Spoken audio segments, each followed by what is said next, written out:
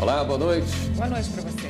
O Supremo Tribunal Federal começou a julgar hoje a prescrição para ressarcimento aos cofres públicos em caso de improbidade administrativa. A repórter Carla Lucena acompanhou e ao vivo tem os detalhes. Boa noite, Carla. Oi, William. Boa noite para você, boa noite a todos. Até o momento, 8 ministros já se manifestaram sobre este tema e a grande discussão é exatamente essa, saber quando que prescreve a cobrança de ressarcimento aos cofres públicos de casos envolvendo improbidade administrativa. O recurso foi apresentado aqui no STF pelo Ministério Público de São Paulo. O MP questiona uma decisão do TJ paulista que considerou prescrito o ressarcimento de um caso envolvendo um ex-prefeito do município de Palmares Paulista e outros 3 servidores públicos. Eles são acusados de improbidade administrativa em processos licitatórios relacionados à alienação de veículos em 1995. Lembrando que este caso tem repercussão geral reconhecida, isso quer dizer que a decisão aqui do STF deve ser adotada no julgamento de casos semelhantes nas outras instâncias. Atualmente, 999 processos estão aguardando a decisão da Corte. Vamos acompanhar agora na reportagem como começou o julgamento deste tema. O relator do recurso, o ministro Alexandre de Moraes, logo no começo do voto, disse que o país precisa combater a corrupção para preservar a democracia.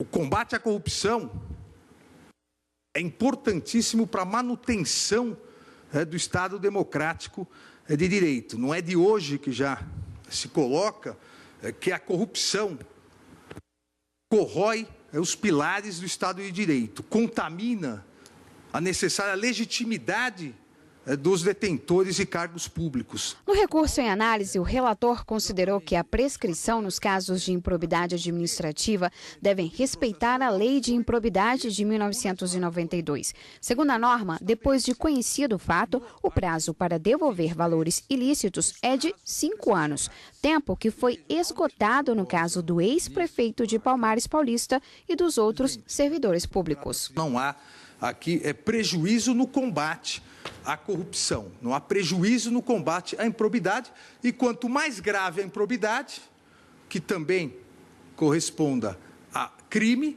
terá o mesmo prazo prescricional do direito penal, que, como costumamos falar, é última ratio, ou seja, são os prazos prescricionais mais longos. O ministro Luiz Roberto Barroso acompanhou o relator. Onde a Constituição quis instituir a imprescritibilidade, ela o fez com linguagem inequívoca.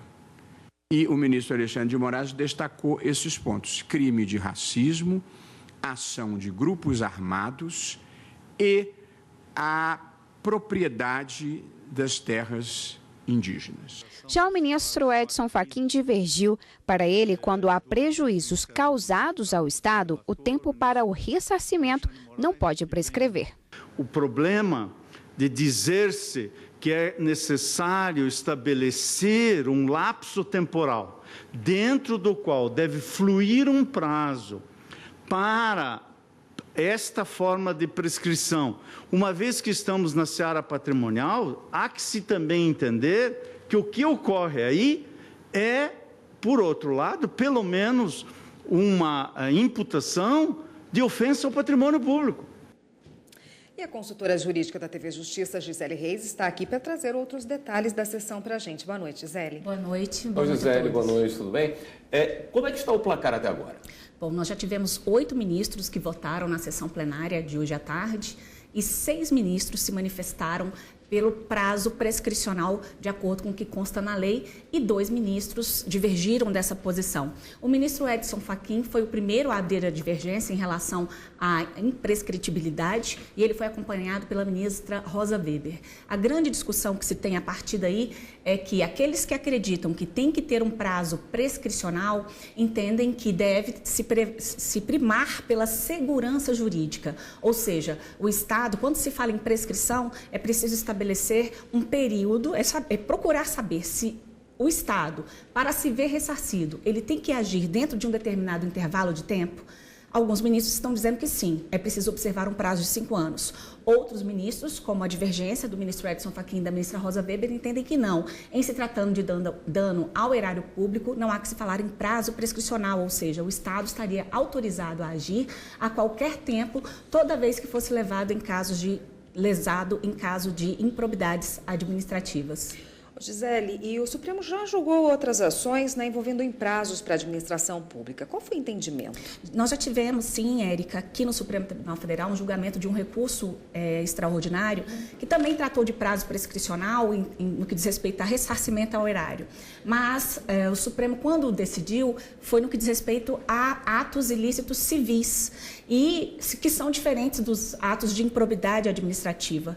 Quando se está diante de improbidade administrativa, tem a ver com má gestão do patrimônio público, ou seja, aquele agente público que dolosamente ele age para poder se obter vantagem ilícita, para poder fraudar contratos de licitação.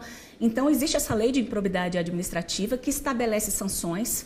Essas sanções independem das sanções penais que também podem acontecer, das sanções administrativas, mas a lei de improbidade administrativa estabelece algumas sanções, como, por exemplo, o ressarcimento integral do prejuízo, do dano ao erário, a própria perda de bens e valores que foram adquiridos ilicitamente, ficam proibidos de poder contratar com o poder público, tem a suspensão dos direitos políticos, tem até mesmo a possibilidade de aplicação de uma multa civil.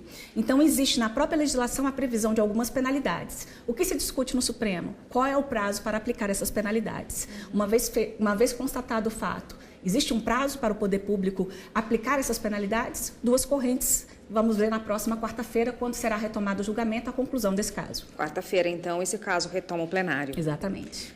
Obrigada, Gisele, por hoje. Por nada. Até mais.